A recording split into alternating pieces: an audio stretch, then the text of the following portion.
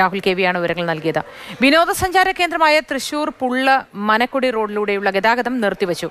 പാടശേഖരങ്ങളിൽ വെള്ളം ഉയർന്ന റോഡിന് മുകളിലൂടെ കവിഞ്ഞൊഴുകിയതിനെ തുടർന്നാണ് നടപടി. അന്തിക്കാട് പോലീസ് ഇടപെട്ടിട്ടാണ് ഇതുവഴി ഗതാഗതം നിർത്തിവെക്കാൻ ആവശ്യപ്പെട്ടത്.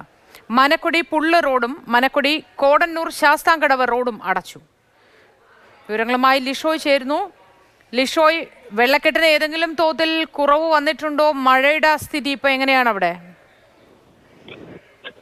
മഴയുടെ തോത് തൃശൂർ നഗരത്തിലും അതുപോലെ തന്നെ സമീപ പ്രദേശങ്ങളിലും കുറഞ്ഞിട്ടുണ്ട്. ഇന്ന് രാവിലെ മുതൽ ശക്തമായ മഴയില്ല, മൂടിക്കെട്ടിയ അന്തരീക്ഷം മാത്രമാണ് ഉള്ളത്. പക്ഷേ കഴിഞ്ഞ ദിവസങ്ങളിൽ ശക്തമായ മഴ തൃശൂർ ജില്ലയിൽ ഉണ്ടായിരുന്നു. അതിന്റെ ഭാഗമായി ഈ പുള്ള് മനക്കുടി പാടശേഖരം നിറഞ്ഞ് കവിഞ്ഞ് റോഡിലേക്ക് ഒഴുകുകയായിരുന്നു. എല്ലാ വർഷവും സാധാരണഗതിയിൽ മഴക്കാലത്ത് ഈ പാടശേഖരങ്ങൾ നിറഞ്ഞ് ഈ റോഡിലേക്ക് വെള്ളം കയറാറുണ്ട്. ആ സമയത്ത് ഇതുവഴിയുള്ള ഗതാഗതം നിർത്തിവെക്കാറുമുണ്ട്. അതുപോലെ തന്നെ ഇത്തവണയും പക്ഷേ വളരെ നേരത്തെയാണ്, സാധാരണഗതിയിൽ ജൂലൈ അവസാനമോ ആഗസ്റ്റ് മാസം തുടക്കത്തിലോ ഒക്കെയാണ് ഈ രീതിക്ക് മഴ ശക്തമായി ഈ റോഡ് അടച്ചിടേണ്ട സ്ഥിതി ഉണ്ടാകാറുള്ളത്. പക്ഷെ ഇത്തവണ അല്പം നേരത്തെ തന്നെ ഈ റോഡിലെല്ലാം തന്നെ വെള്ളം കയറിയിട്ടുണ്ട്.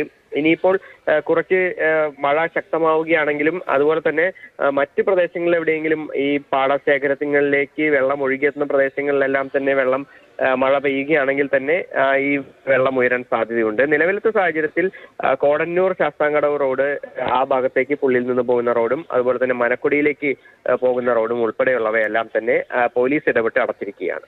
ശരിയല്ലേ ഷോയ്?